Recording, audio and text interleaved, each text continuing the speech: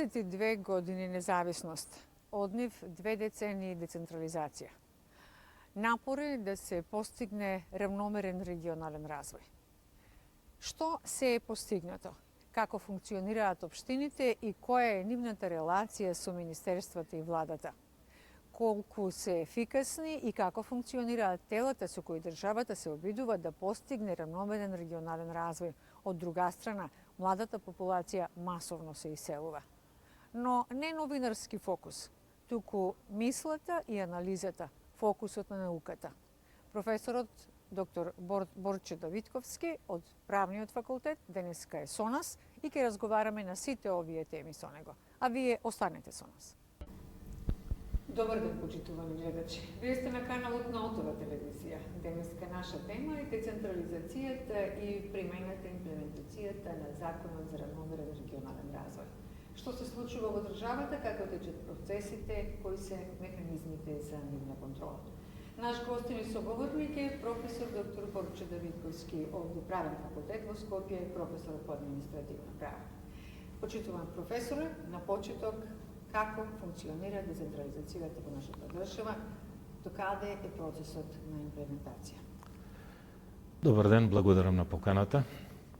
Што се однесува до прашањето, фактички ние почнавме со процесот на децентрализација после Охридскиот рамковен договор и децентрализацијата као процес правно се ефектуира преку носењето на неколку законски текстови. Првиот е новиот закон за локална самоуправа, што го донесовме во 2002. Нели имавме предходно во 95 година, кај што имавме фактички локална самоуправа, а немаше фактички власт. Локалните единици носе урбанистички планови, а ресорното министерство ги издаваше градежните дозволи и така натаму. Се пишуваше ако е предвидено со закон. Сега, во 2002 година, за прв пат на општините им се дадоа изворни ингеренции, добар дел изворни ингеренции од носење на дуповите, реализација на истите, сами да одлучуваат градоначалниците, па до екологија.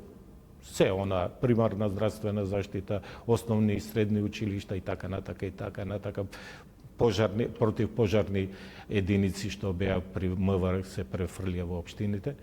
Но паралелно со законот се донесе и закон за финансирањето, на сервисирањето на пренесените сега изворни надлежности на општините, како во областа на образование, во областа на здравство, противпожарна заштита и така натака. И се остави простор да општините да можат со своите изворни приходи што ги имаат, да во текот на времето да може да ги алиментираат, односно да ги задоволуваат своите потреби. Тука мислам дека стана голем куршлус, односно голема разлика помеѓу правното и фактичкото. Од една страна имате правно, имате големи овластувања на единиците на локална самоуправа, а од друга страна тие пренесени овластувања они не може согласно нивните собствени приходи да ги елементираат. И чека тие така наречени блок трансакции, централната власт да ги алиментира, односно да ги покрива трошоците за основно, средно образование и за сите други надлежности што ги има општините.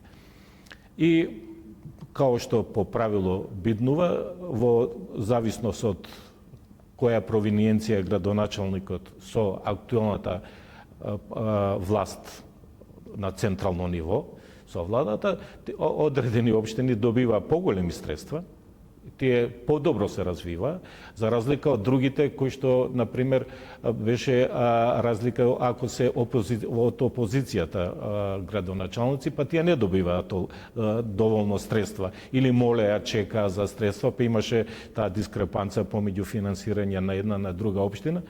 Па потоа се помина пред 4-5 години една многу по мене непримерно да се земе со одлука на влада да се дадат 50 на милиона ги да се покријат загубите на општините, тековните загуби, бидејќи тие очигледно не можеа, немаат од собствените извори да ги покријат своите надлежности и мораше предизвикува секојдневно загуби, секоја година прикажува загуби, и владата донесе по мене една непримерна одлука, им даде неповратни средства на сите општини да си ги покријат загубите со тоа што градоначалниците ги ставија у функција да бидат као менаџери, па да издействуваат, да се пазарат со фирмите што им должат, да нема камата, па ова, па толку средства, да само основниот долг да се плати и така. И некои градоначалници ги искористија средствата, некои се искористија, например, во Струга градоначалник од тие средства си купи луксузно ауто, Ауди 8 и воопшто глава не го заболе за тоа што да пари строго наменски дадени, он си да ги потроши за обновување на возниот парк, бидејќи знае и дека следната година повторно владата ќе му ги покрие загубите. И така се ги научија. Можеше владата тоа како заем да им даде на општините, бидејќи законот предвидува за финансирање на општините и они можат да подигнат кредит, например. Али ниеден градоначалник не сака да влезе во таква авантура, бидејќи знае не ќе може да ги врати парите. Па затоа идат нова, чекат од централната власт да им се доделат пари. Автоматски се поставува прашањето пак во што се состои процесот на децентрализација и во што каде се изворните овластувања, кога централната власт изворните надлежности на општините треба да ги покрива постојано. Станува збор особено за партии кои се од различна политичка провиненција, секогаш локалната власт или првите луѓе во локалната градоначалниците, секогаш велат државата треба да ни даде, да ни помогне.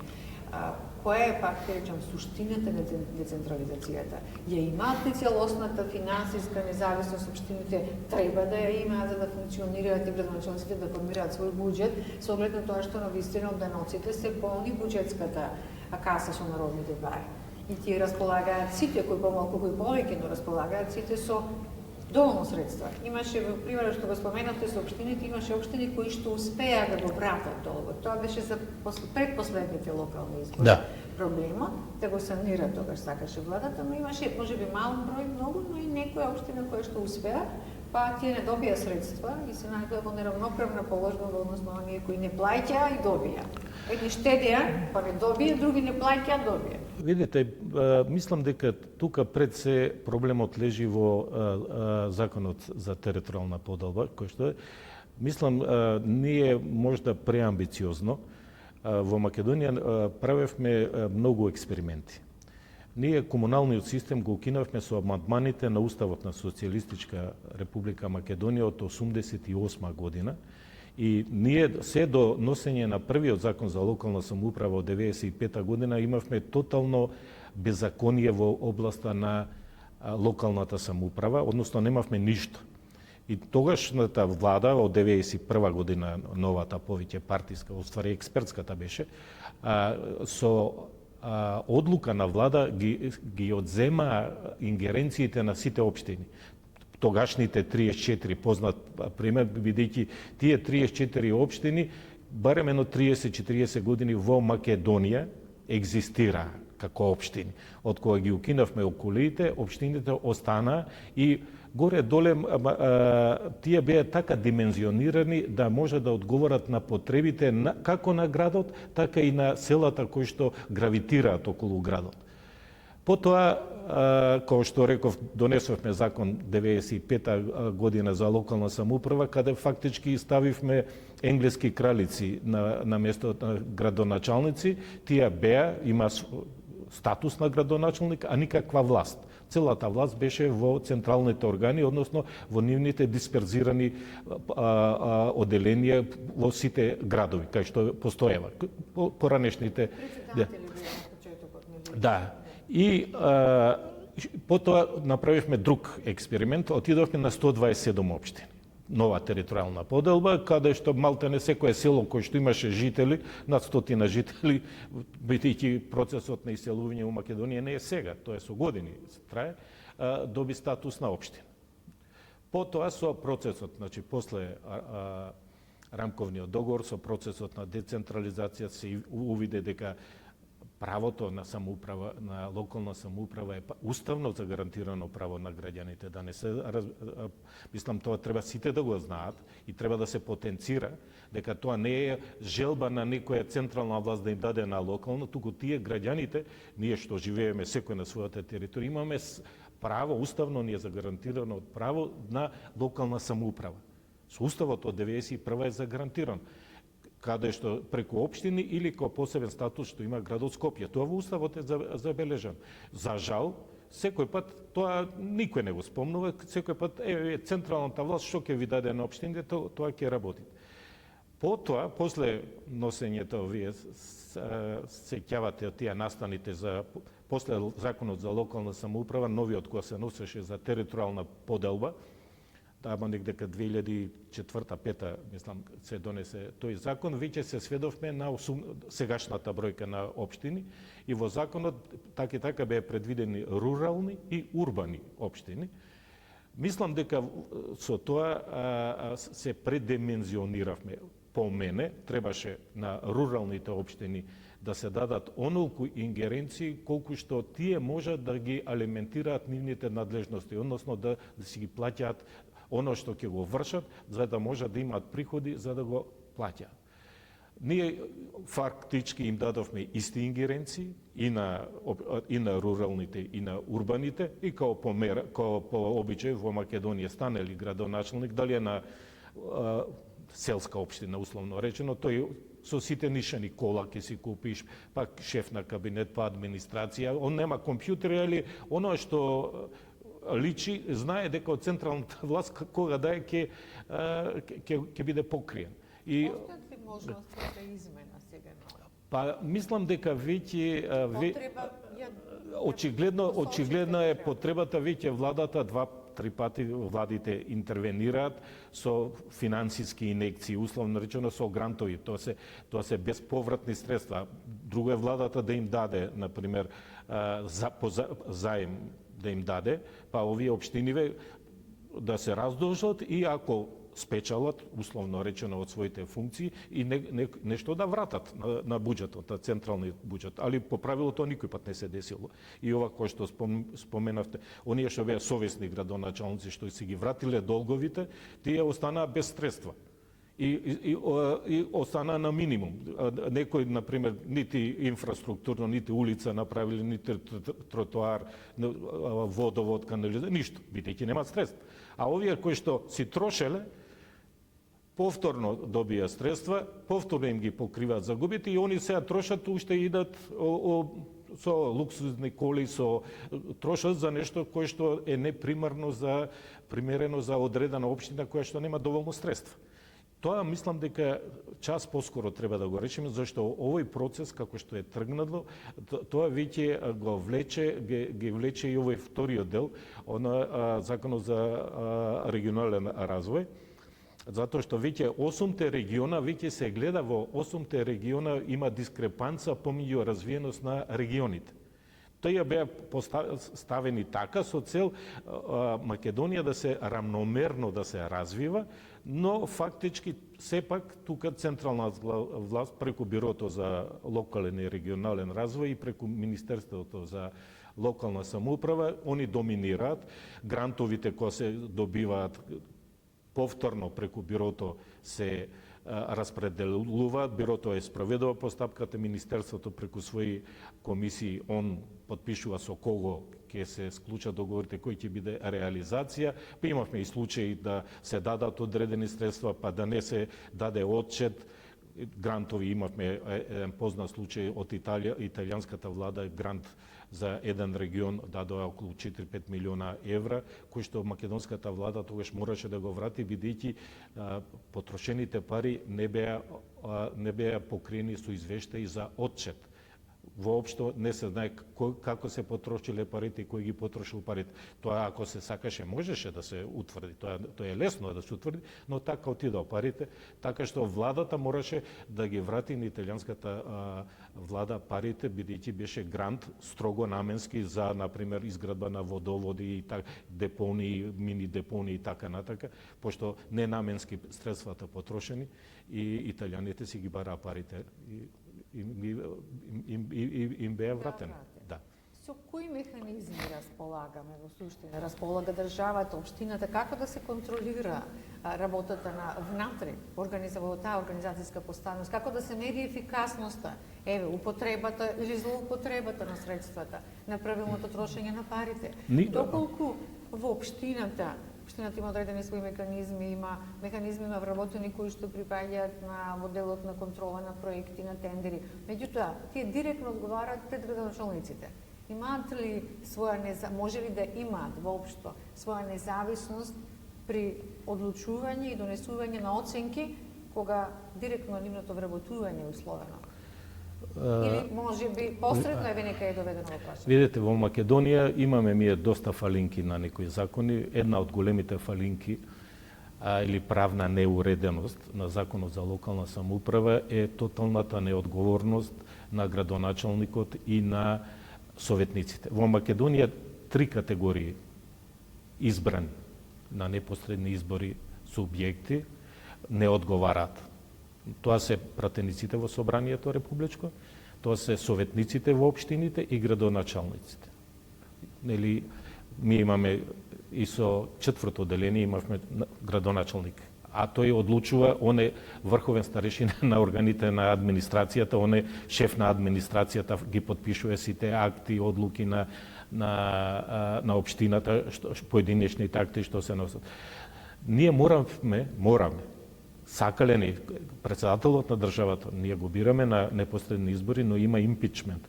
Ако собранието со 2/3 и изгласа дека го повредил уставот, а тоа го констатира, го потврди Уставниот суд, екс конституционом, по сила на уставот, него ќе му престане мандатот. Значи, кој што иде исто на... А градоначалник само ако Господ го земе, не дај Боже, он или сам да си даде оставка, или ако е осуден на кривично дело над 6 месеци казна, затвор, тогаш може да биде разрешен. Немате правни механизми во законот, не е предвидено. Исто тоа се однесува во советниците. Вие гледате сега што е типичен пример, вие градот Скопје.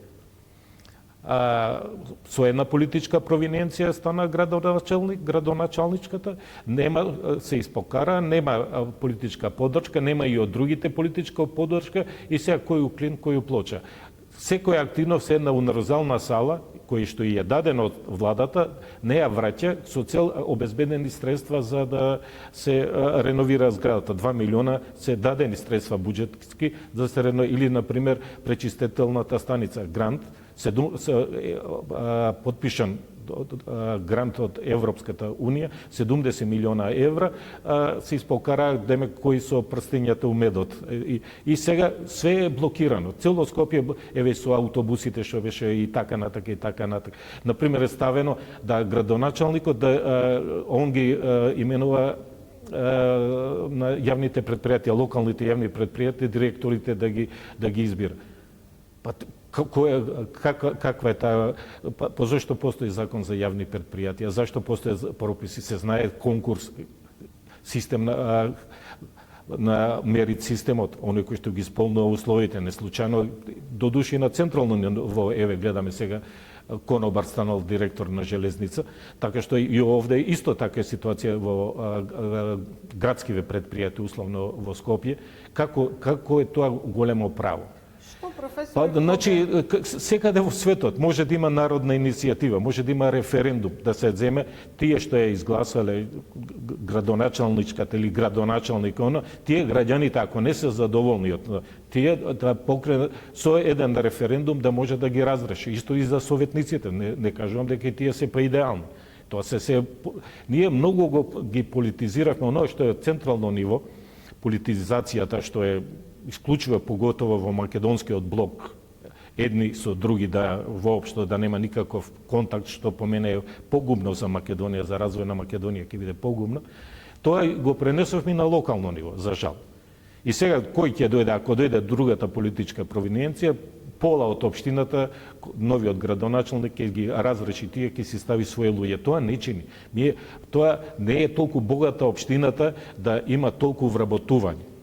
Иако јавниот сектор секој пат бил најголем работодавач во државата, преку околу 200.000 вработени, од тоа 140.000 у редовен работен однос, баш кај јавните предпријатија и околу 30.000, секоја актуелна влада си има тие договор за дело, договорци, значи околу 200.000, тој огромен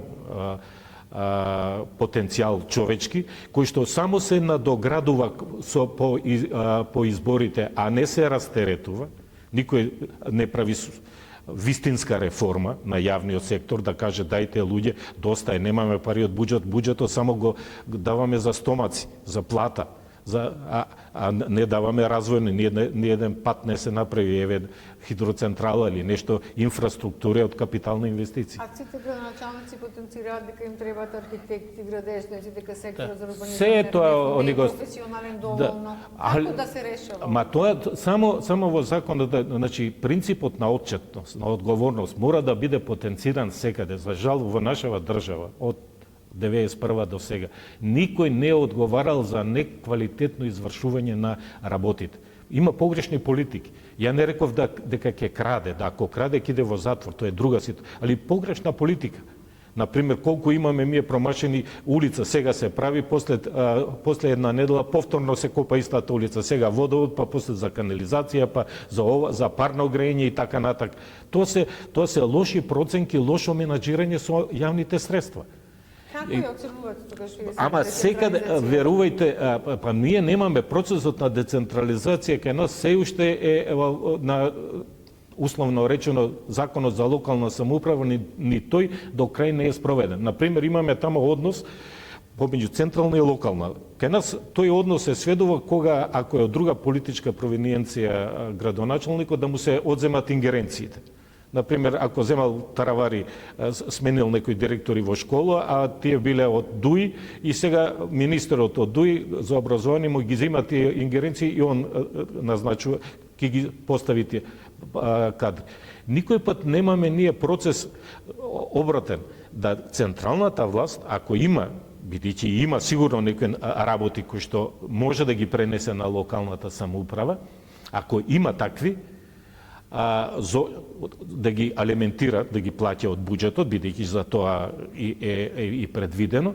Зошто тоа не го прави? Секаде во светот, например, кај нас, ако имаме поплава или ако имаме проценка на штета за поплава, иде комисија од Скопје, од Министерството за земјоделие, водостопанство и така натаму, како на нивите има ја проценуваат штетата, се од Скопје идат, например, кај вас у Прилеп имате тамо експерти, тој сигурно поише знае колку поплавата е оштетен тутунот, него ја од Скопје што кидам тамо или сега комисија од Скопје, па после се прават договори, па тука договорите па да се плаќа или продажба на трансформација на земјоделско во градежно земјиште или давање под закуп на земјоделско земјиште и после се чудат министрите зашто ги даваат по судови.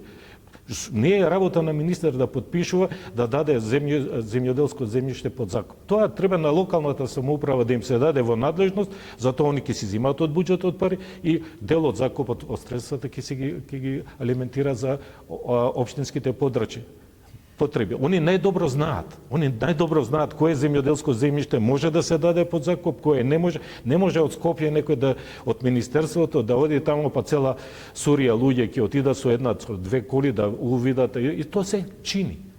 А општината седат луѓето таму, минимални плати зимат, али сигурни плати и тоа. Лончињата се погрешно поставени. А има механизми. Како? Кои се тие механизми? Па има механизми, ви реков, значи отчетно секој ние на пример стане градоначалник и си отиде, ни еден извештај не дава. Секоја година, јас 8 години во оваа институција 8 години бев декан. Секоја година наставнички совет у септембар месец пред почеток на школска година давав извештај за својата работа. Ако не ми се усвоише извештајот, автоматски ми престанува мене функцијата декан. Зошто ако не му го усвојат извештајот на градоначалникот, да не му престане функцијата градоначалник, на пример, еден од методите Дали како е тоа гаранција неусвојувањето на извештајот доколку се позитивни резултатите, на пример на директор на јавно предпријатие? Доколку се позитивни резултатите, а прават сојуз советниците од една и друга партија и гласаат против, бидејќи тоа кадровско решение на градоначалникот не е по мерка на советниците. И од една и од друга партија, позиција и опозиција. Каква консеквенца тогаш има? Консеквенцата е кога ако тој директор А има позитивни резултати? Значи, ако тој директор дошол на конкурс, на со мерит систем, ги исполнува условите, он е должен секоја година да дава ако има позитивни резултати, он има менаџерски договор. Никој не може него да го разреши, без разлика што Обично се тоа вработени луѓе од фирмите. Јас знам, бидејќи ние секој си става од својата политичка провиненција, он и да покаже добри резултати и лоши резултати, он ќе биде покриен или од централниот буџет или од локалниот буџет. И он ќе си истера мандатот 4 години, дури е мандатот на град. Тоа не чини. Значи, вистинска отчетност.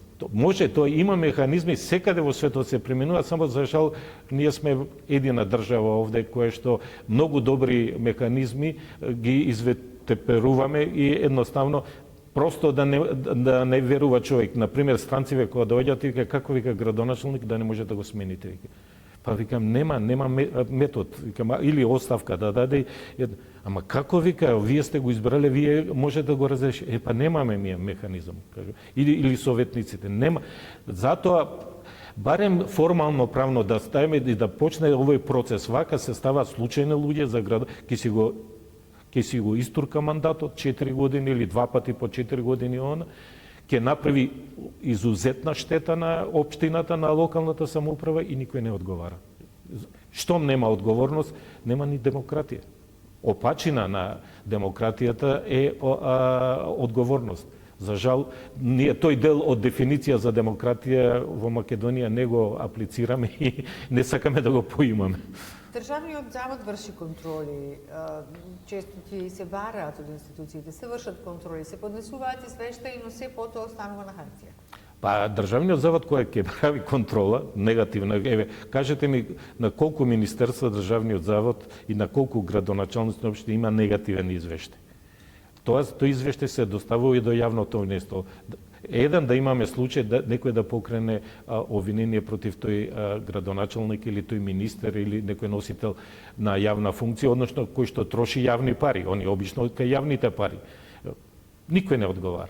Целата пригодност се врти во круг, во еден Гордиев јазол. Цело време се повторувам, отчетноста, штом ја немаме ни демократија, не можеме ни реална локална самоуправа. Локална самоуправа граѓаните да самоуправуваат, да сами владеат на својата територија. Тоа е и поимот. Не случајно во светот има многу, на пример во Англија, ако земете парохијата, 50-100 жители имаат статус на локална самоуправа.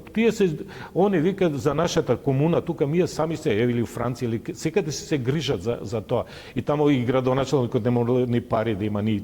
Они во Америка па на непосредни избори го избираат, па и шерифи избираат на непосредни избори, па и јавни обвинители на непосредни. Традиција им останало 200 години, така и функционира демократијата. Кај нас се што ставивме се погрешно. И, например, овде за одговорност на советници, на градоначалници, да, као што сега нема, тоа мора подхитно законот за локална самоуправа да се смени, бидејќи мора да има еден дамаклов мач, барем формално правно, ја не реков дека утре ќе бидат разрешени и така натаму, барем да стои една како што имаме на пример за претседателот импичмент, тоа е тешко да се оствари, али барем постои, као можност постои. И ако граѓаните не се задоволни на вистина од својот градоначалник, може во секое време би требало со граѓански иницијативи, со референдуми и така натака да го разрешат и него и советот, бидејќи ова се дава власт 4 години и автоматски неприкосновена, никој не може, освен централната власт, некои надлежности да им ги презем. Од треба да тргне идејата за измена на законската регулатива? Па то ние кои што се граѓаните треба, али граѓаните очигледно таква апатија, зашто нон-стоп имаме, ќе даваме ќе даваме идеи, останува тоа по телевизии, по новини, нешто ќе кажете, ама останува така. Оној кој што е носител на функцијата воопшто не размислува дека дека некој би требало да го контролира. За жал тоа е, гледате и на централно и на локално ниво, нема воопшто одговорност, нема отчетност и затоа идеме во анархија, една безидејност и затоа народот ни се сели од Македонија. Буквално, сега некоја што гледам млада генерација овдека што завршија 90 на деца у странски гимназии, овде што се во Скопје, славеле матура као матура тона, од 90 деца, 85 веќе сите идат надвор. Тие деца прво изузетно се образовани, кидат надвор, таму ќе завршат образованието и ниедно од нив нема да се врати. Родителите се спремни да финансираат се добро, се по добростоечи, што би се рекло, али мојава професија, која што е пред се, што би се рекло автохтона, ние имаме македонско право и тоа, добар дел од моите студенти кои ќе магистрират идат надвор, ќе докторират и ние да не се враќа. Веќе нашата диплома одам, мислам од секогаш биле признати, има многу работат како адвокати, например во Брисел, во Страсбург, работат по Италија, по Германија, работат не е само оние информатичари, лекари, као што би се рекло, сега идат и правната струка и други, но сите кои што завршиле тука имаат можност тамо, бидејќи тамо пред се гледат капацитетот на знаењето што го имат. Штом го има капацитет на знаење, има лесно може да се прилагоди на тој систем и останува. Тамо добро ги плаќат деца, овде не гледаат перспектива. Првото разборуваме за равномерен регионален развој. Да се вратиме повторно на темата. Поделба на 8 региони, функционираат 8 центри, постои бирото, ја кажавте уште на почетокот и релацијата што постои со Министерството за локална самоуправа, од друга страна постои ЗИЛС. Да. Колку овие тела се потребни на државата? Дали се потребни овде промени? Која е улогата на центрите? Треба да постојат, не треба да толку големи ингеренции воопшто треба да имаат. Улогата на бирото, така, при распределбата одлуката, при донесување одлуки за реализација на проектите. Ние имаме какви измени треба да се направат? Мислам дека имаме премногу органи за кои што имаат единствена функција. Као што рекол Черчил, ако сакаш нешто да не завршиш работа, формирај комисија, ние формираме органи. Имаме Министерство за локална самоуправа, имаме Биро за локален и регионален развој, кој што исто така е орган во состав, исто државен, класичен државен орган.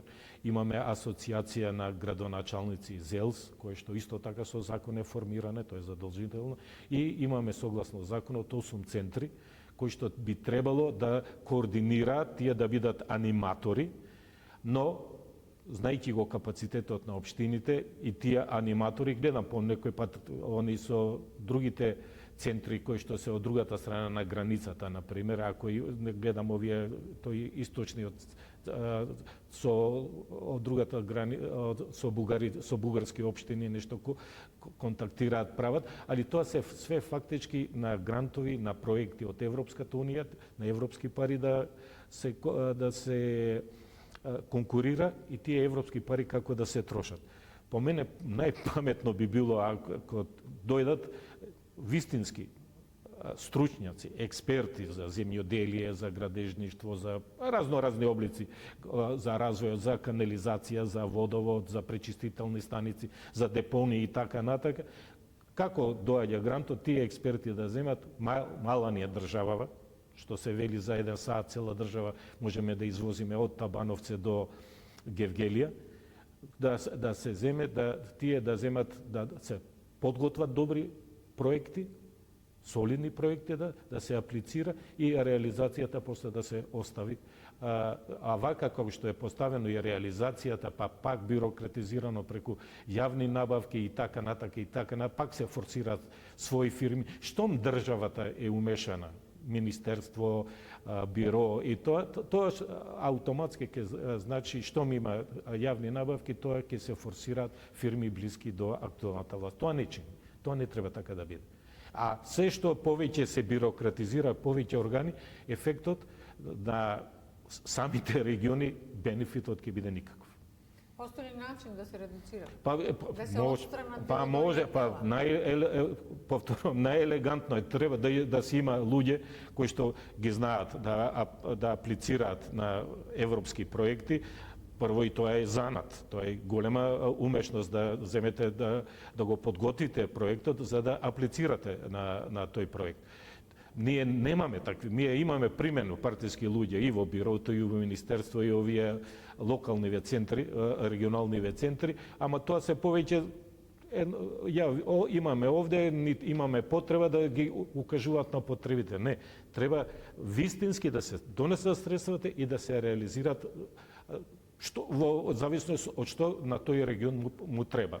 Ние гледате, имаме као што не дал Господ, имаме гледате например депонија кај што требаше тамо кај Свети Николско негде да се прави, сите се сложиле се на оно и на крај од Свети Николе кажува не се сложувам. Добиени средства, странски пари и така. Исто овие овамо у западниот регион, тамо ке гостива Русино или како се ви.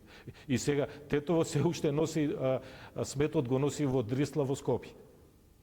Која е логиката да 40 километри да се носи ѓубрето во Скопје, кога тамо на 10-15 километри им се сложиле поранешните градоначалници, сега доаѓаат нови не вика, кај мене не сака.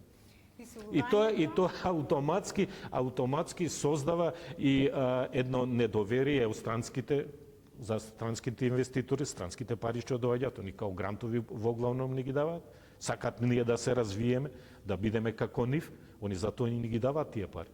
А ние не знаеме тоа да го искористиме. Да заокружиме уште на крај. Да. Кој е трендот според вас? Како да се организира територијално, административно Македонија на окумава површина со сите овие тела и Јас мислам дека Македонија, јас сум поборник Македонија да биде функционална локална самоуправа, со бидејќи тие 34 што постоева, тие по мене би требало да бидат главни стожер општини, со тоа што би можело, еве као што се апелационите судови, например Битола, Скопје, Гостивар и Штип, би можело, например, да има некоја двостепена самоуправа, да направиме нешто као околија, кои што ќе ги координираат општините на тој регион. Фактички би се сведеле на 4. Наместо 8 региона на 4, со тоа околиите би било двостепени и би имале поголеми ингеренции, околиите би имале над општините како ги остваруваат своите функции и пред се треба да се инсистира на она општина кај што нема економска исплатливост, не може само одржување со сопствените средства да ги обавува функциите, таа и по мене не треба ни да постои. Вака вечито некој да прима само дотации, донации од безповратни средства од централната власт, тоа не е развој на локална самоуправа и едноставно тоа е преку давање на средствата централната власт врши влијание, а тоа не е идејата на локалната самоуправа. Професоре, благодарам. Исцрпно интервју, ги лоциравте проблемите, ги посочивте решенијата, тоа го кажува науката, преку вас, односно вие. Благодарам за ова интервју. Се надевам дека испративме навистина добри пораки до политичарите, до сите надлежни институции, да бидеме поефикасна држава, поефикасни општини. Ви благодарам и на вас за вниманието. Верувајте, оваа тема ретко, ова е втор пат некоја телевизија или некое истражувачко новинарство да се бави, а ова е суштествена по мене тема, тоа е право повторам, на самите граѓани. Тоа е со устав загарантирано право. Штета што ова право веќе ние во најголем дел го изгубивме.